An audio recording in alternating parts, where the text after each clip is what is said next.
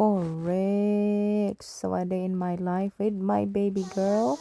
Yan po yung abono, Miracle Grow na ilagay namin sa aming garden. So, yan po si Naknak. Siya po yung nag-video. Tingnan niyo po yung anak ko. Nakaka-sweet naman si Naknak. Nag-video siya kay mommy. Yan po yung abono namin mga my guys. Tapos dyan, that side is my sweet potato.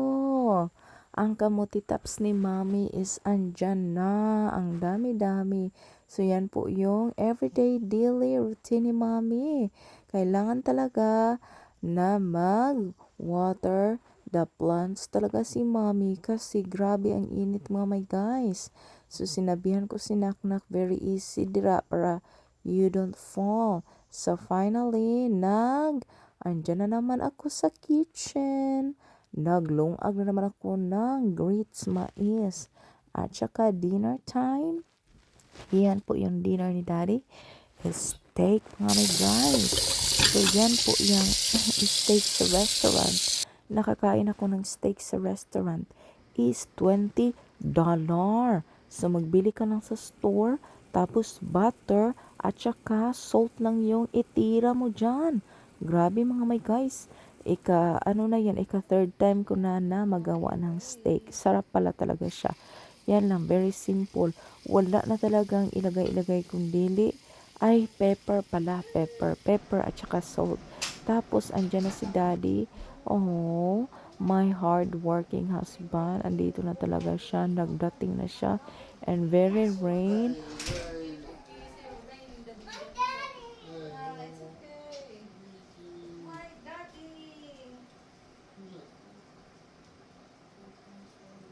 So, yon tinignan namin yung mga mail namin kung ano yung mga mail namin mga guys. So, yan na po yung asawa ko. Very rain outside. He just got home. He worked too hard to our family. Thank you so much, honey. And finally, yan na po yung steak na niluto ko. So, yan na po, butter, at saka pepper, at saka salt lang mga my guys. So, yan lang, ibali-bali yan siya. So, well done talaga yan mga my guys. Wala talaga yung dugo-dugo. At saka, it's okay naman. Masarap talaga siya. It's good na ikaw yung mag-you just buy meat in the store, no? Para makasave ka. Kasi yan po yung steak na kakain kami sa restaurant. Around $20 something. It depends magod. So, yan na po yun. Masarap talaga siya, promise. But not always na mag-steak talaga kami. Tapos yan na po, kadari, mashed potato at saka steak. At saka si Naknak, kumain din siya ng steak at saka ukoy, shrimp. Yun yung niluto ko leftover na kinakain namin. At saka sa akin, nagmais ako kasi si Naknak yung may mais sa akin. So yan na po. At saka looking forward kami sa mga drum ni Daddy. Way back 2015 pa ata yan na mag-drum siya sa road, mag-drum siya sa church. So, very blessed na he got that gift, that talent that God gave him. God bless you, Han. Hopefully you play drums soon because your daughter always told you, Daddy, you're gonna play drum. So, yan po yun. Nagtingin-tingin kami. Na-enjoy talaga kami. Hindi ko nilagyan ng music para hindi tayo makapiright mga my guys, no? So, yan po yung mga yun niya kasama pastor. At saka finally, yung anak ko nag-ask na naman ng baby again. My sister. Mommy don't have baby in there. A baby? Mother, comes baby. Baby like this. Baby coming. And then you go to the doctor and then you see baby. Oh, Yeah. you're gonna love it. So, kawawa naman yung baby ko. Ay, na-miss talaga niya. Siguro na-miss niya kasi yung apo namin magpunta dito ba. Tapos, hindi talaga niya nakakalimutan. She always remember mga my guys yung apo namin magpunta dito. So, that's why she always asks baby.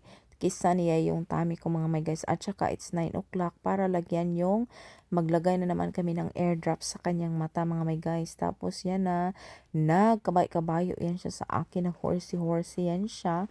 Oh, to the rescue talaga si Daddy kasi I think masakitan talaga si daddy pag ano yung ano ako sa kanya, badako yung boses ko sa kanya.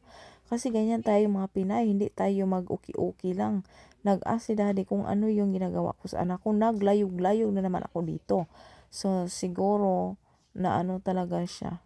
Naluoy siya sa kanyang anak mga my guys. O nagpunta yan siya dyan para maano talaga si Naknak. Kasi parang mag-listen siya sa kanyang daddy sa akin at naano na yan siya. Na-use na yan siya sa aking baba mga may guys. Iba tayong mga Pinay, no? Ganyan talaga tayo. Walang pakialam. Singgit diri, singgit dito. So finally, nalagyan na din namin siya ng airdrops.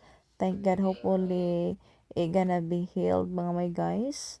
Nakawawa naman yung anak ko. Nagka-pink eye, nagka-piskat siya. So need talaga ng 7 days. So every 4 hours. Thank you for watching.